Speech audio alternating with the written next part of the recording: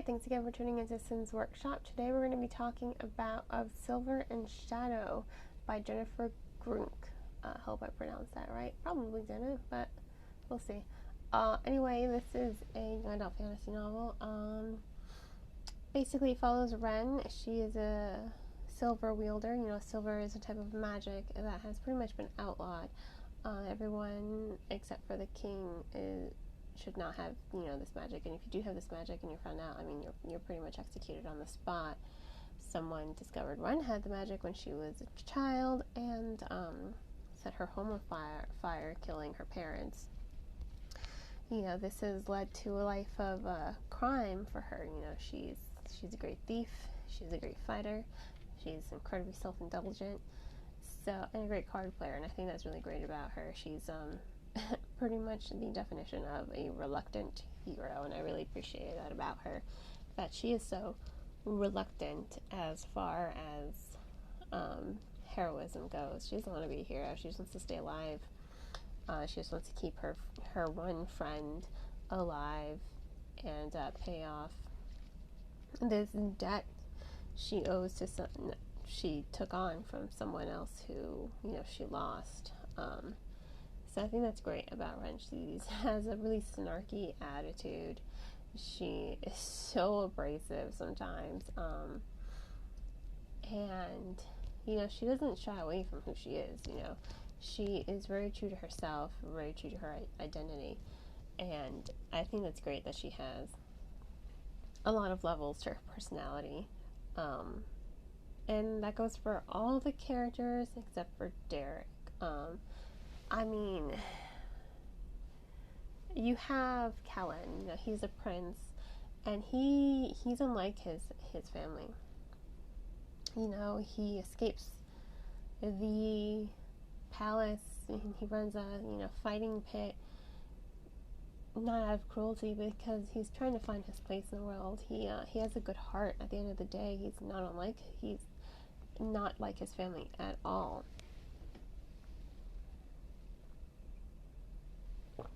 And I think that really brings a lot of dimension to his character, and it really makes his tone, the way Jennifer is able to create such wonderful tones for Kellen, I think is pretty great. And then, same can be seen for Adley. She's one of the king's children.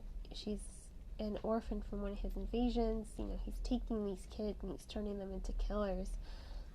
He trains them to kill each other, and I think it really says a lot about her character, because she doesn't take any pleasure in it at all. She wants to just sort of do what she needs to do, and just, there is no escape for being a king's child. It's either death, forced retirement, which is death, or if you're lucky enough, you can be, the king's hand, and then you get to live a long life and then retire peacefully. So she's kind of caught in trying to prove that she's the best so that she can retire by herself, but she also wants to save the girl that she loves, Lessa, and they have a great love story. I love their romance in this novel, because it just sort of flows off the pages. You can see the tension between the characters, you can see how much they care about each other, and it makes their romance really believable. And then you have Derek. He's just kind of a self-righteous prick. He has all the money in the world, and he does nothing but condemn Ren for the way she lives, because she doesn't want to step up. Her stepping up could quite simply cost her her life. It could cost her the life of her friends. It could cost her so much. But, for a rebellion, you kind of get it. Like, yeah, okay,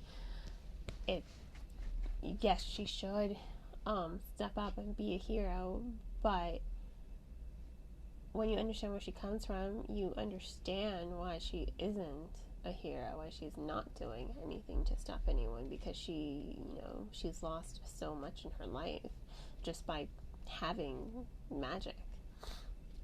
And I thought that was pretty annoying of Derek, to be so condemning almost all the time. And then, yes, it was inevitable that Derek and Ren were going to end up together. They should have had this Ron and Hermione dynamic between them. You could see it from the beginning, like, oh, these two are going to end up together.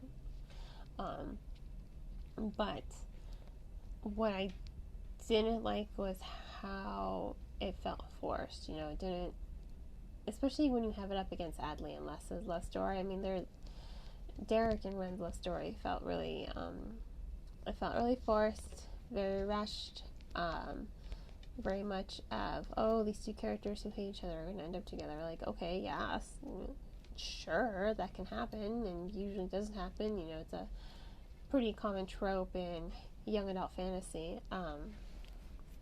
But at least make it believable, especially when you have Derek, who's pretty much an unlikable character for most of the book. He's just, like I said, he's really self-righteous. He's a self-righteous prick.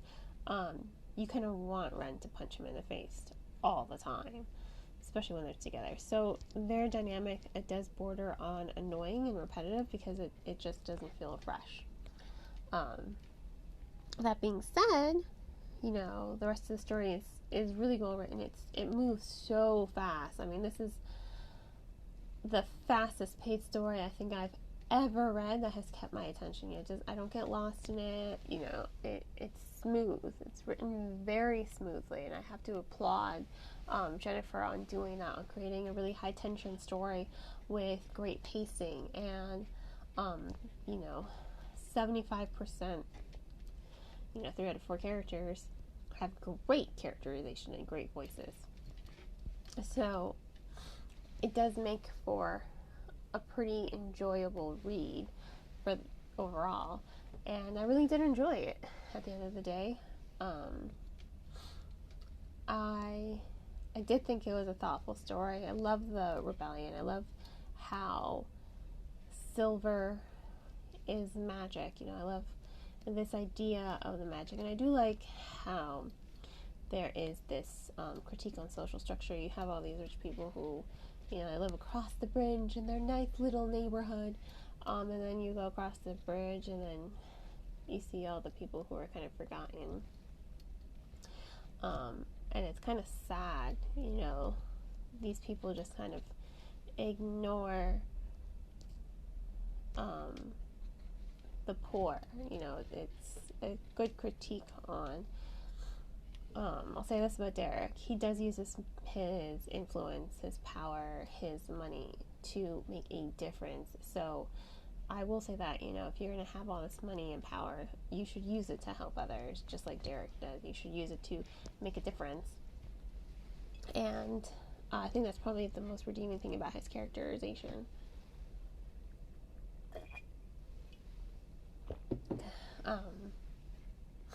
So, overall, it was a really good book. It's a really fast read. I will say that. It's an incredibly fast read. You can read this book in about a day, just because it moves so quickly. It keeps your attention. Ren is kind of a really great female protagonist. I love her tone. I love her attitude. And overall, she does make for a great hero at the end. She does grow extensively throughout the novel, and as the main protagonist of the story, that's really important. So once again, Of Silver and Shadow by Jennifer Gruenke. Go ahead and check out a copy from your local library, and if money is not too tight, check it out from your local bookseller. Give this book 3.5 stars. So happy reading, guys.